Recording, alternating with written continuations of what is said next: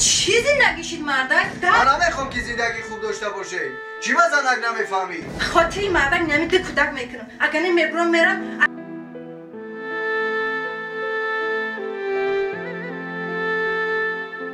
آچه جان؟ آی جانی آچه یکی باز دیگر قطع پدرم جنگ نکنه؟ رجب علی ایبرانی زنک جان؟ آلا به مردک جان من که کار میرم مقصد کودک‌ها را خشون نگاه کنم نمونشون که بیام گویان یک ماشین یک چای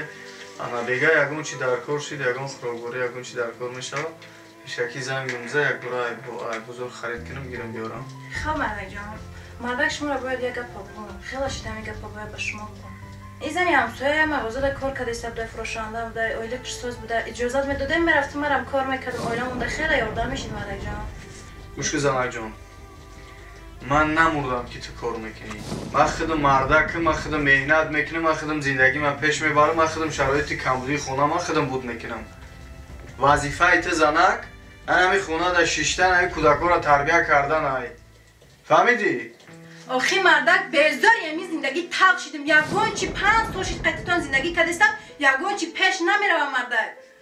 کار میرم میاین همین قدر نون میاین تمام آخی این چیزی نگیشید مردک در بدر فقط کوارتیره گشت است خاطری مردک نمیده کودک میکنم اگر نمیبرم میرم ای بحری خیلی زندگی من میگذرم فهمیدی مردک زنک 5 سال شد 6 سال شد 7 سال ده ساز میشوه 100% میشوه من مهنت کردستم من زحمت کشیدستم که همین زندگی ما خوب شوه من میفهمم که ها 5 سال میشه 4 سال میشه که ما اجاره‌شینیم خونه به خونه کوارتیره به کوارتیره میگردیم نه که مهنتی من زحمتی من به همین خاطر که زندگی ما آباد شوه من نمیخوام که فرزندی من در خونه گرم باشه من نمیخوام که زندگی خوب داشته باشه چی با زنک نمیفهمی زنک صبر کردن در کار صبر همش خوب میشه و همش نظم میشه فقط صبر کن کودک‌ها را نگاه که تمام رفتن آچه جان؟ آی جانی آچه یکی باز دیگر قطع پدرم جنگ نکنه؟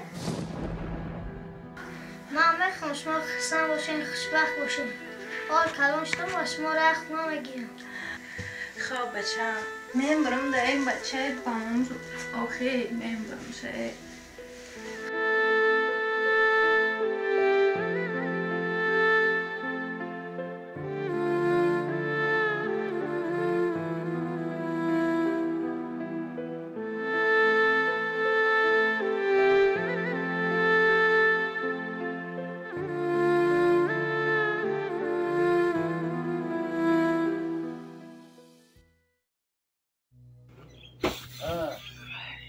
گپا نفهمیدم این او رجب علی السلام علیکم اکا دیگه اکا خوب اما سوز کرو خوب شکرونه علوی بزرگ اکا گشتیم پای کار بودم کار کرده اکا حوزیرم همین کارو برو ها خیلی اکا چکو کنیم همین قدر میبویم که اکا زندگی را پیش میبریم یک نون میبریم خونه فرزندو گرسنه نمیمونن زن فرزند میخرونیم همیشه هم هزارون بشکرونه پروردگار بیزنس کردن در کار بیزنس اکا جان درست میگوی اکا بیزنس کردن در کار لیکن خود یک بار فکر که اکا با مبلغی مردی کوری ما اکا کجا بیزنس میکنم اکا هم خودت کار کن هم ینگه کار کند یک جای کار کنی زندگیتون خوب میشود ما اکا و خیلی ننگ و ناموسی ندارم که زن ما بمونم که برای یک جا بیرون ایدر کار کنه اکا زنی ما بغیر در خونه فرزندو را نگه میکنه اکا کار باری خونه را میکنه ما زنم که بیرون ببرو یک کار کنه فرزندوی ما را کی تربیت میکنه کی نگاه میکنه اکا عصر 21 دنیا با دیگر چشم ببینین اینا من نمیبینی همراهی همسرم یک جا کار میکنیم خونه و در ماشین دو تا سه تا خدمتگار همش هست ینگر رو شرط نیست که از خانه بیرون برآمده کار کند در خانه در جای نشسته اش کار کند هم میشود در این بیزنس یا اکا شوخی نکه این حقیقت داره اکا تو در من باور نداری؟ من باور میکنم چند پول در کاره که ما اویلم در همی کار با خوش کنم یگان تین در کار نیست جبه در گوشت گم میزنم میگن کو دیوار موش دارد موش گوش دارد یا اون کس نفهمد با جز خدا فهمیدی؟ ҳақиқида чанқа мешавам. як тина дар кор нест. рафтем рафтем. ака. Тамом агани ман рафтам. бача куҷо бародар ман рафтам, кори нағз ёфтам. пули коратро намегирӣ? пул ака до буде до. таваккалат ба худо. Зинда боша. худоҳофиз.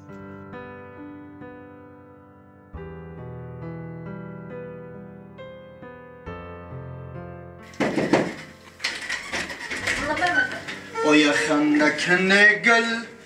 oya xandakane gul labi donat sadqa. Oh mchadan zirai donat sadqa. Sadqa. Sadqa. Zanakjon chiqili? چوکت مرداری خیلی زندگی دوانی خرسندی مردک جان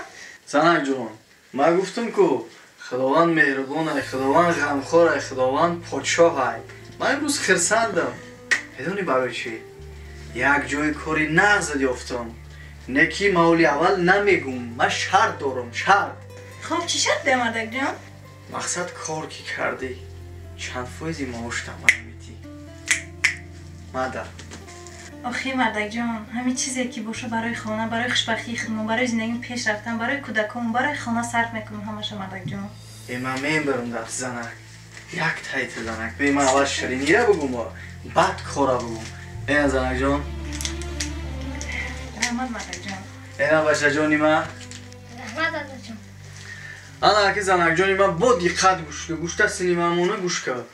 کمپانی فابرلیک شرایط خوبی کاری را برای زنها برای دخترها برای مادرها فراهم آورده که توسط یک تلفن موبیلی میتونی که در خانه نشسته در یک ماه از 3000 سومانی تا 8000 سومانی مبلغ پولی را به دست بیاری برای به کار قبول شدن هیچ کار نمیکنی رقمای نوی زیر اکرام بدگی را سرشی دیرکتری کمپانی فابرلیک اپای شکرونه بونو دا مراجعت میکنین خلاصه اگر که شما را به کار قبول میکنه کار یادتون میده و بعد در یک ماه میتونه که تا 8000 سومانی مبلغ پولی را به دست بیارین وای همه در خوبش میدونی چی ای چه مردک؟ هر ماه هم بونوست میتن هم پدرکت توفت میتن میسونی گپ که خیلی درنی کامپیوتر انا چی میگن نه خیلی پلیسوز خدمونه داریم کو انا هم خیلی مقصد شرایط زندگی خوب میشه مردک جان در جایده تا دانشجو دخترها بده همون هم کار دعوت کنی نمیشه مردک ای قشتا آمدگی هم مقصد ای چی با نمیشه زنک 100% میشه سوال بیده دنیا را میگیری با یک از صاحبی نون میشوه یک از گفتی همون گپا صاحبی جای کاری خوب میشوه رزق روزیش هم یا پدر و مادرش غم نمیده ای بهترین کار میشوه برای خیلی سر زمین خبرم من یه بگم شده مردک دوستان عزیز ما امروز خیلی خرسند خوشحالیم که شرکت فابرلیک برای مادران برای خواهران برای زنان برای دانشجو دختران شرایط خوبی کاری را فراهم آورده که میتونن ای خانه نابرومده در خانه نشسته هم کودکان را نگاه کنن هم درساشون را بخونن هم توسط یک تلفن موبیلی بیزنسشون را پیش برانن در یک ماه از 3000 سومانی تا 8000 سومانی مبلغ پولی را به دست بیارن بغیر این دوستا با هر ماه اون نفرایی که فعالیت خوب میکنن توفه ها از جانب شرکت صاحب میشوند خلاصه گپ که دوستا کار به پولای رجیستراسیا و با قید گرفتنش به پولای یاد دادنش هم به پولای این همی اپا مراجعت میکنین در واتساپش اینامی ما مراجعت میکنین همه نوزکی های کارا شما را نشان میده که شما میتونین در یک مدت ما پروژه فعالیتتون در سطح عالی شوه و بگیم که کنکریتنی پیش برین با ما رحمت بگین فراموش نکنین دوستا ما اون چیزی که بر ضرر شما اون چیزی که شما در فایده نداره ما هیچ وقت توصیه نمیدیم به همین خاطر نفرایی که بیکارین میخواین که درآمد ایلاوگی داشته باشین این رقمای نمی اپای شکرانه بانوده در واتساپش می نویسین کار برای زنهای اینامی سامونه رجب علی ایبرانی گپ میزنین با تمامی سکرت و نازکیاش نقطه به نقطه اپای ما شما دا میفهمونه بردباری خواهانم شما دا الان نگهبانتون دوستا